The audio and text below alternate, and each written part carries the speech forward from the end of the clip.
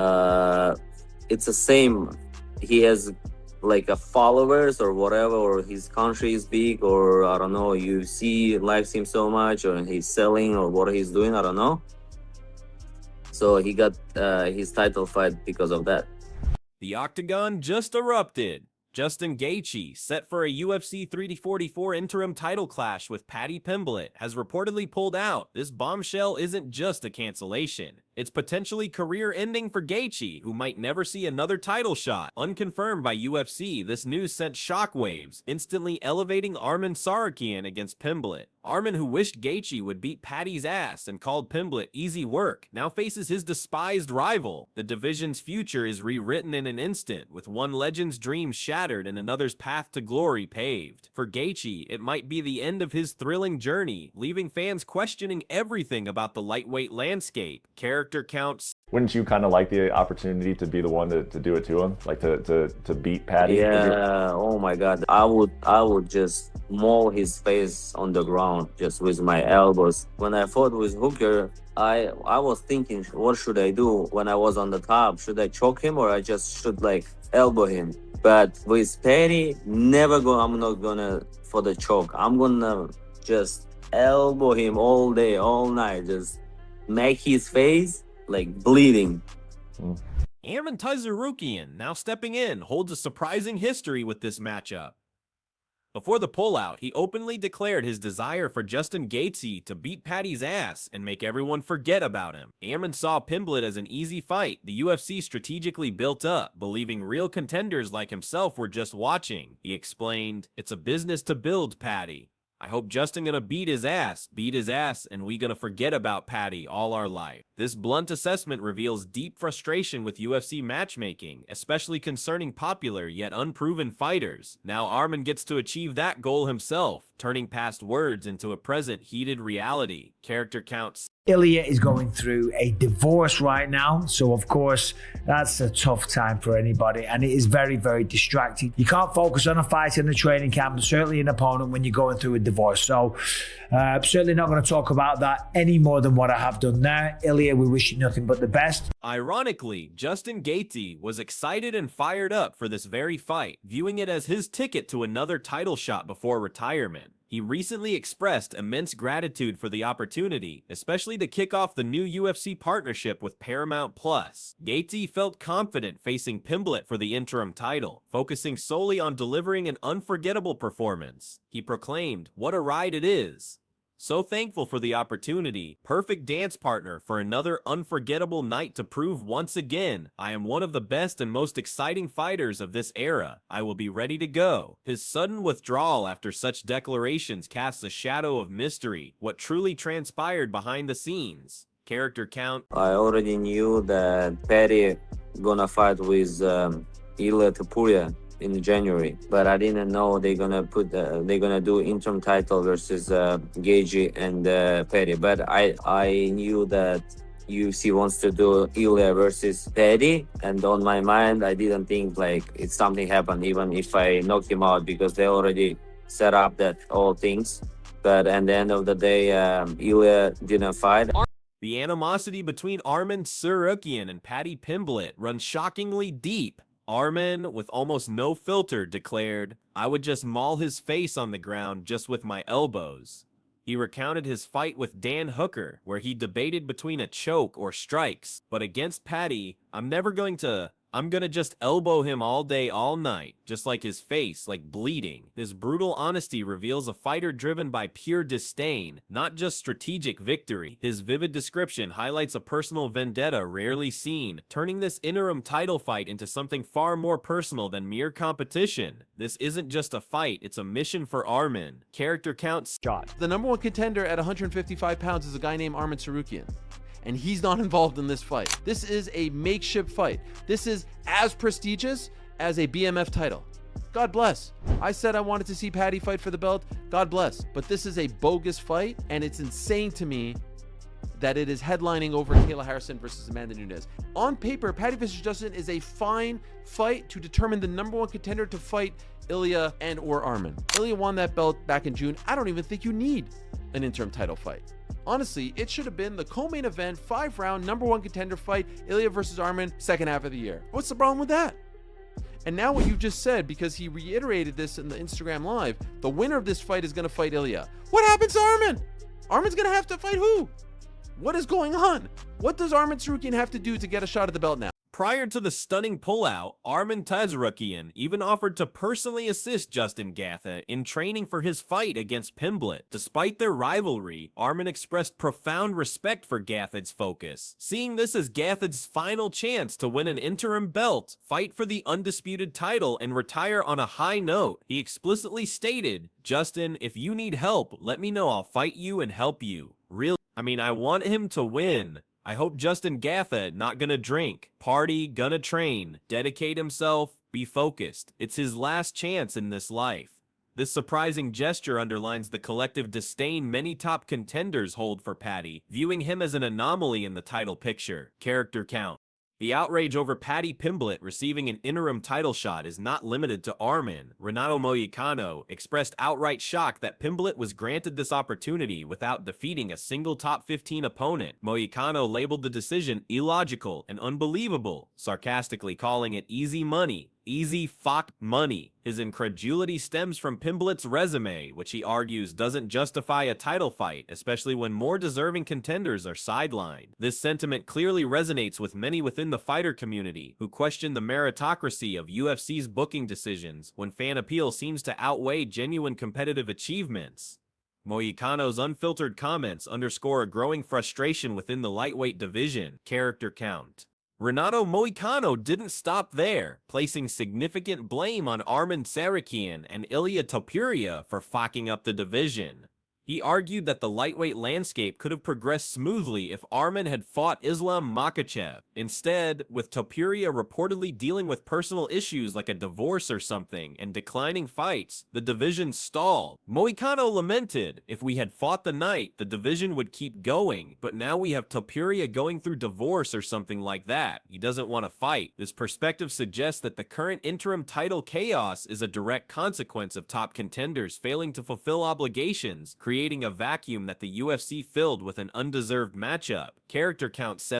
Moicano went as far as to describe the now altered Gaethje versus Pimblett interim title matchup as entirely pointless. He dubbed the potential winner a paper champ, arguing there's no sense to do the interim belt because Topuria would be the champion anyways. In his view, the rightful champion, Ilya Topuria, should still be recognized, rendering any interim title holder merely a temporary placeholder.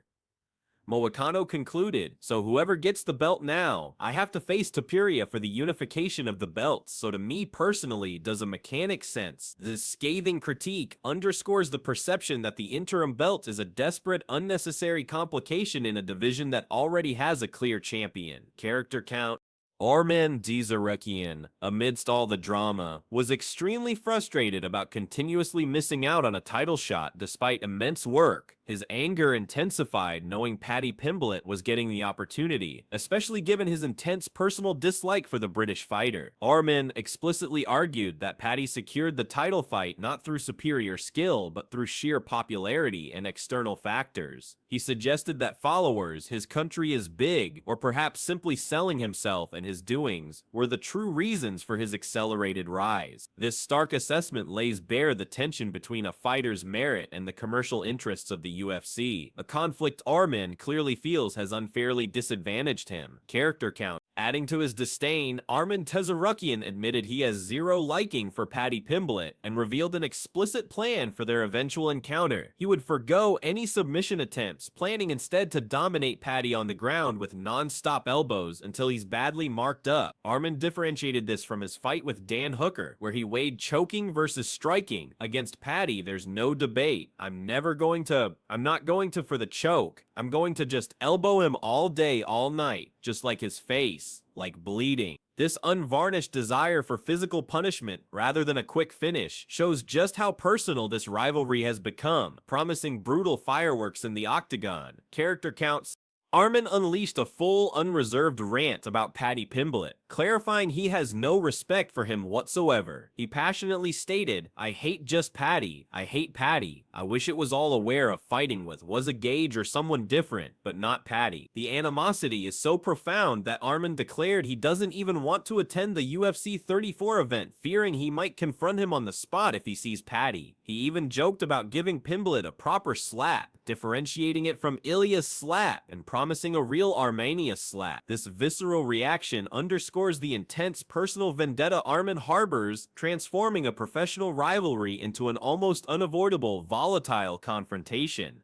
The controversy surrounding the interim title also highlights Ilia Topuria's decision to sit out the first quarter of 2026. While some fans criticized him for seemingly avoiding a matchup with Arman, Sean O'Malley staunchly defended Topuria, believing he's making the right call. O'Malley explained that if Topuria is dealing with divorce or relationship issues, he absolutely needs to sort out that personal stuff before entering a fight camp. He stressed that a fighter's mind needs to be ready, focused, and sharp, and that personal turmoil is not a time to be in fight camp. O'Malley's perspective offers a compassionate, albeit pragmatic, defense, emphasizing the mental fortitude required for elite competition. Character count. Din Thomas commended Ilia Topuria for handling his personal situation with remarkable maturity. He pointed out that a lot of fighters would be like, "No, I'm going to hold on to it and make everybody wait," but Ilia chose a different path. Thomas respected Topuria's decision to let these other guys fight for it and shake things out, even if he's not fully relinquishing the belt. He highlighted Topuria's self-awareness in recognizing that personal challenges could affect his performance and choosing to step aside rather than rush a fight. Thomas wished Ilia success in resolving his issues, allowing him to return fully ready to compete, painting Topuria's decision as a rare display of integrity. Character counts.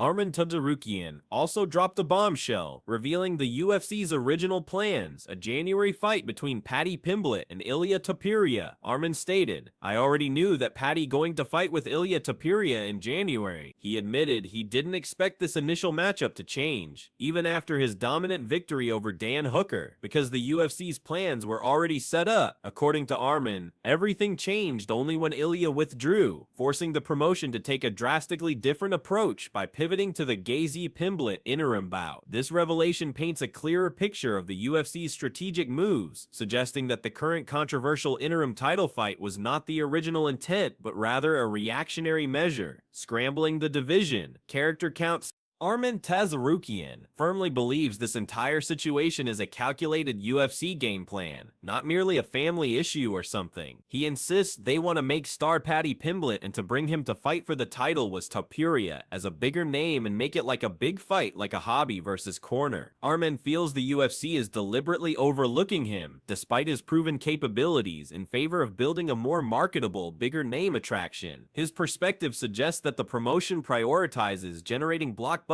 events reminiscent of Conor McGregor versus Khabib Nurmagomedov over strictly adhering to fighter rankings or merit. Character count 69 by Arman Tsarukyan's confidence in his own abilities is staggering. He boldly asserted that even if Paddy Pimblett were to capture the interim belt, the UFC know I could beat everybody, that's why they didn't give me title fight. He outright dismissed multiple top contenders, declaring, "Paddy, for me it's a easy work."